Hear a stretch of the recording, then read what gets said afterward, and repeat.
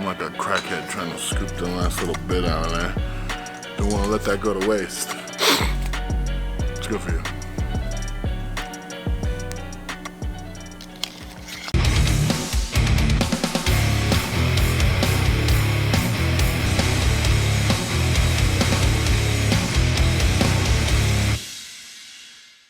What is up, YouTubes? Thank you for tuning in. Today, I've got something for you that I'm not sure how it's gonna go. It's like half of the internet people are gonna be like, that's stupid, and half the internet people are gonna be like, that's awesome. So I don't know exactly how it's gonna work, but today I wanted to give you 3 easy tips to a big squat. If you've watched me compete, if you've seen my videos, if you've seen me train before, you know that squat is one of my favorite lifts.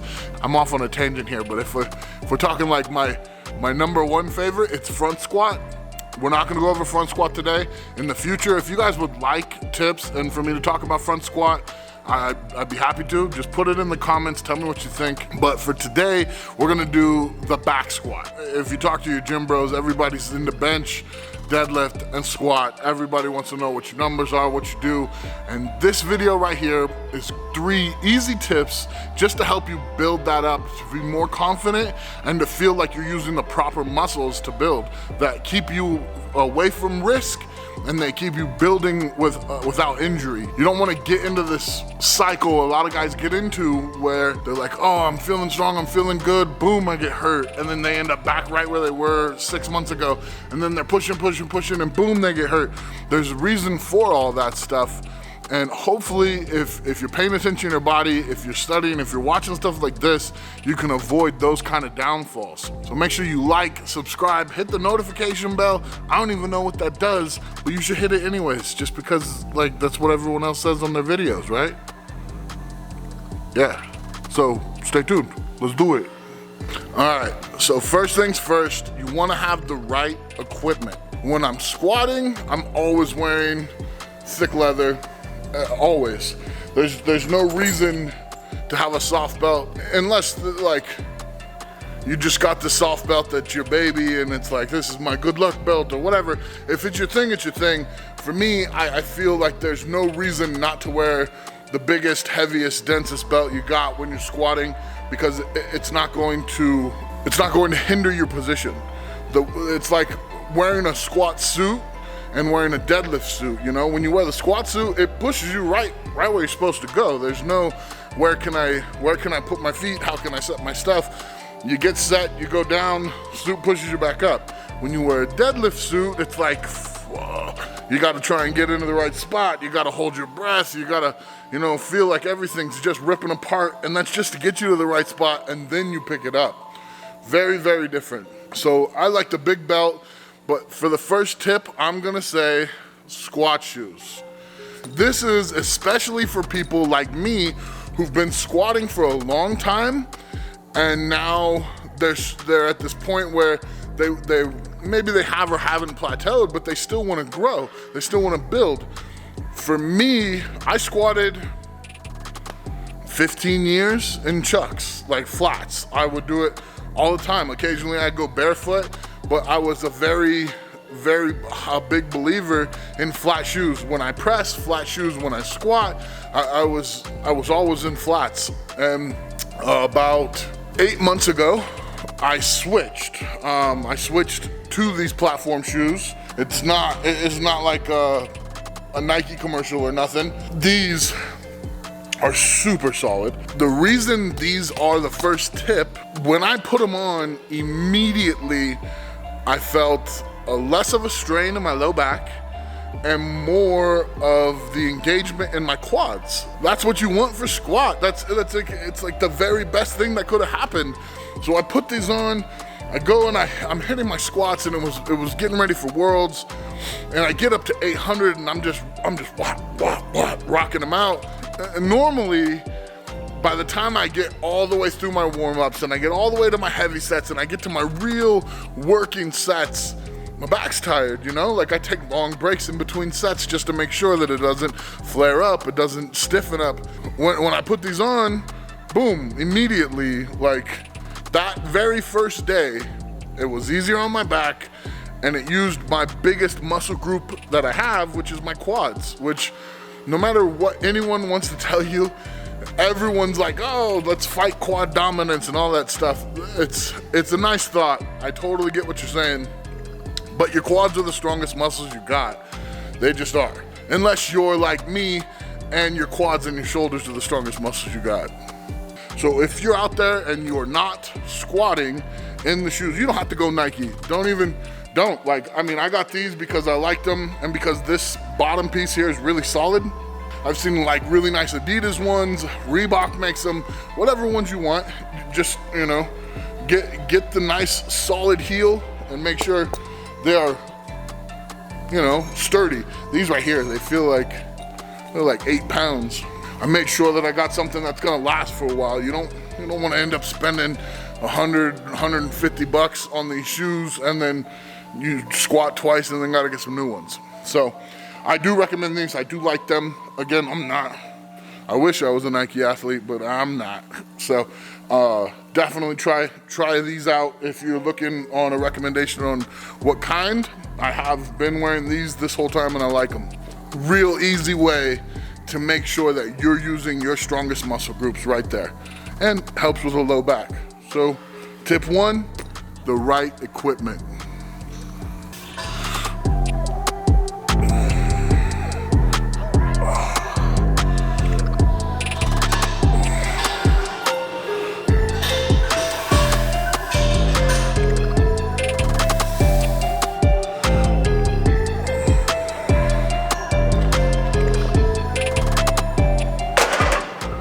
Before we get to tip number 2, everybody's all about the peach. We know it.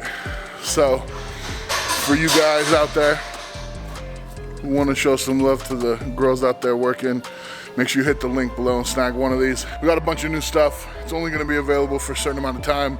Then we switch everything out. So make sure you hit the link below, check what we got. Forever hold your peace. So for tip number 2, you watch, especially if you watch CrossFit, if you watch a lot of people squat, they do what I call bottoming out. Tip number 2 is do not bottom out. You'll see them, I'm gonna do it and I'm gonna try and be safe, but you'll see them, they just kinda, instead of lowering the weight, where they lower it down and then press it back up, they just drop. And they kinda just catch themselves at the bottom. And I'm so practiced at not doing it, it's kind of hard for me to do. So they'll just, and then they get to the bottom and they use it like as a springboard to bounce back up. Now, you see some people do it and it's fine. Like top tier CrossFit athletes will do this.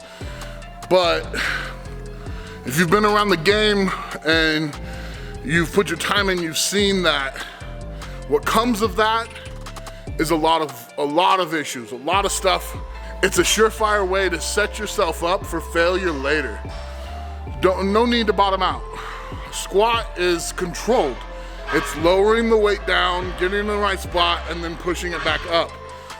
It's not dropping to the bottom and then bouncing off of your knees and coming back up. It's a slow, controlled movement. I'm kind of just focusing on stuff that I feel would be the most beneficial for you guys to hear, and not just going over every single little thing. I mean, down the road, sure, if you guys want to know more, then we can talk more about that kind of stuff. You're always welcome to make suggestions in the comments. But for now, just quit banging your knees. Trust me, it's rough. If you talk to any of the coaches or athletes who've been around the game for a long time, they all understand that. And I would be willing to guess, I'd be willing to bet that the athletes you see in CrossFit who do bottom out a lot, they know that there's a cost to it and they're willing to pay that cost in order to be faster, to be quicker, and to be able to go longer with lighter weights. All right, guys, for our third and final tip, I know there's so many people who are gonna argue with me about this stuff, but this comes from experience. Third and final tip, do the reps. there's this philosophy about bigger weights, you know, less reps, and you get denser, heavier muscles, and your joints get used to the big weight, and I'm only gonna do 5 sets of 2 and all that stuff. And while those ideas have their merit and they have validity to them, I'm not trying to say everybody else is wrong and stupid. All I'm trying to convey to you guys is that the bigger, the denser, and the more stable your muscles are, the stronger they are. If you're a fan of mine and you watch my videos, or if you've seen me talk about the overhead press, then you should have been expecting this, because you know that's my biggest tip on the overhead press, is to do the reps. Work, work, work. Work until you feel like you're gonna puke, and then work more. And you get those big dome shoulder blocks, and then all of a sudden your press is going like crazy. You're stable, you can hit it from any position. When the gust of wind comes and you wobble, you're still able to do it. Same thing goes for squats. When you come out and you bust your butt, and then you go through and you hit your 20 rep squats, 2 sets of 20 reps is the best closer for any squat session there is. And for a lot of people, you're not gonna be able to do 2 sets of 20, but it's a nice goal to work towards. You get those guys who come in and they work their butt off in their squats and their presses, and then they come through and they hit the reps afterwards. Those guys, not only are they stable, are they thick, and are they mentally conditioned for competition, but they also have that cardio that goes along with it. When you're doing 20 reps on squats, when you're doing suicides on overhead press, when you're working like that, your heart just gets pushed and pushed and pushed. And that's one of the best things for competition, to be mentally prepared for that point that everybody gets to in a show where you're like, I'm exhausted. I don't know if I could do this. You know, I don't know if I could take that next step. I don't know if I'm gonna recover. All those fears and thoughts everybody has every time they compete. If you can find them in the gym, search them out, face them, you'll be much better prepared for it. So no surprise for anybody who's been watching my stuff, who knows how I overhead press, who knows how I work. No surprise to you guys, but the tip that I'm gonna finish everything off with is reps. Get your reps. Doesn't have to be super heavy. Today, I'm only doing 3 plates for my set of 20, and I'll be doing 2 sets just to make sure that I'm blowing everything out. It's nothing crazy. I mean, you could have quarters on there and it'll still work your butt off. Make sure you get your reps. You know Obi wouldn't lie to you.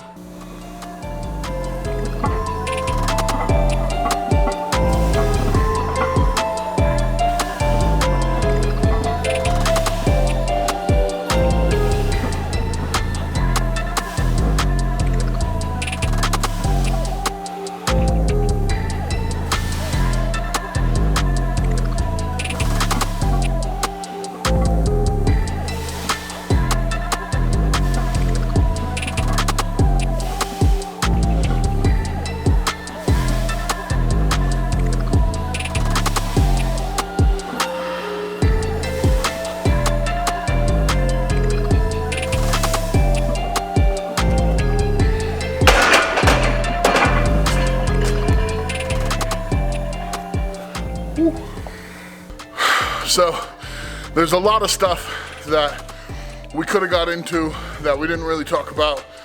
This is only 3 tips, but you know, it's important that you follow the same routine every time you're setting up to get under the bar. You know, your focus and your eye level, all that stuff has to be consistent. There's a ton of stuff with squats and with any other lift that you have to go over, but that'll be for a different video. I just want to show you guys one last thing. Knee was getting sore while I was squatting, which a ton of us have that issue. We get going and our knee gets sore. For